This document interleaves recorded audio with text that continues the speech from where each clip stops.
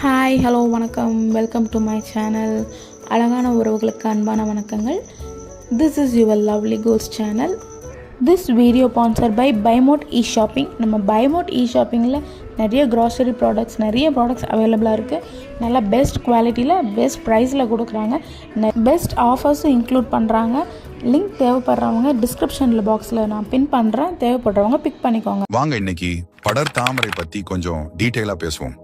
இது என்னன்னு கேட்டா, நம்ம தோல்ல வட்ட வட்டமா சிவந்து அரிச்சுக்கிட்டே ஒரு தொல்லை கொடுக்குற விஷயம். சிம்பிளா சொல்லணும்னா ஒரு பூஞ்சை அட்டாக். என்னது பூஞ்சையா? ஆமாங்க, இந்த டைனியான்னு ஒரு பூஞ்சை இருக்கு. அது நம்ம தோல்ல வந்து உட்காந்துக்கிட்டு நம்மள படாத பாடுபடுத்தும். முக்கியமா இது ஒருத்தர்கிட்ட இருந்து இன்னொருத்தருக்கு ஈஸியா பரவிடும். அதனால கொஞ்சம் உஷாரா இருக்கணும். படர் தாமரை வந்த இடத்துக்கு தனி டவல் யூஸ் பண்ணுங்க. மத்தவங்க யூஸ் பண்ணக்கூடாது. உங்க ஆடைகளை தனியா துவைங்க. முக்கியமா உள்ளாடைகள். மத்தவங்க ஆடைகளோட சேர்த்து துவைக்காதீங்க. படுக்கை விரிப்புகள், தலையணை உரைகளை அடிக்கடி மாத்துங்க. சூடான தண்ணியில துவைங்க. படர் தாமரை தொட்ட பிறகு உடனே கைகளை சோப்பு போட்டு கழுவுங்க.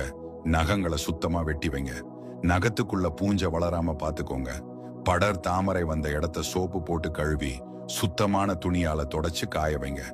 ஈரப்பதம் இல்லாம பாத்துக்கோங்க. பொது இடங்கள்ல நடக்கும்போது செருப்பு போட்டு நடங்க.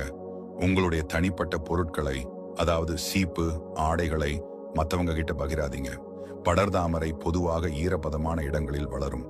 எனவே பாதிக்கப்பட்ட இடத்தை முடிந்தவரை உலர்வாக வைத்திருக்க வேண்டும்.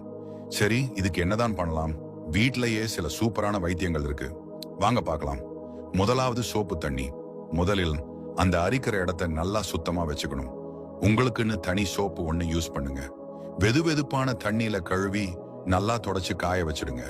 தேங்காய் எண்ணெய். தேங்காய் எண்ணெயில பூஞ்சையை விரட்டுற சக்தி நிறைய இருக்கு.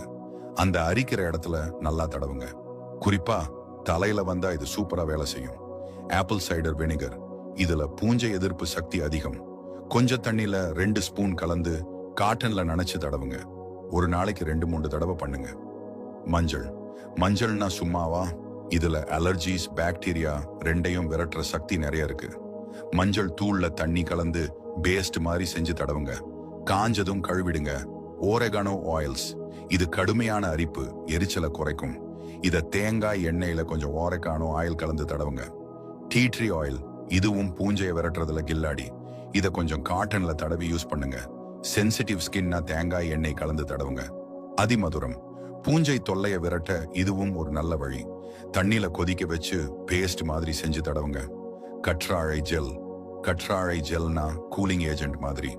அரிப்பு, வீக்கத்தை குறைக்கும். இத நேரடியா தடவுங்க. Lemon grass oil. பூஞ்சை தொல்லைய விரட்ட இதுவும் ஒரு நல்ல வழி. தேங்காய் எண்ணெயில கலந்து தடவுங்க. சரி மக்களே, இந்த டிப்ஸ் எல்லாம் உங்களுக்கு கண்டிப்பா யூஸ்ஃபுல்லா இருக்கும்னு நம்புறேன். இதே மாதிரி இன்னும் நிறைய ஹெல்த் டிப்ஸ் பத்தி தெரிஞ்சுக்கணுமா? அப்போ மறக்காம நம்மளை சப்ஸ்கிரைப் பண்ணிடுங்க. அப்படியே பக்கத்துல இருக்க பெல் ஐகானையும் தட்டி விட்டுடுங்க. அப்பதான் நான் போடுற வீடியோஸ் எல்லாம் உடனே உங்களுக்கு வந்து சேரும். வேற ஏதாவது டாபிக் பத்தி பேசணுமா? இல்ல டவுட்ஸ் எதுவும் இருக்கா? கமெண்ட்ல சொல்லுங்க, நான் பதில் சொல்றேன். நன்றி.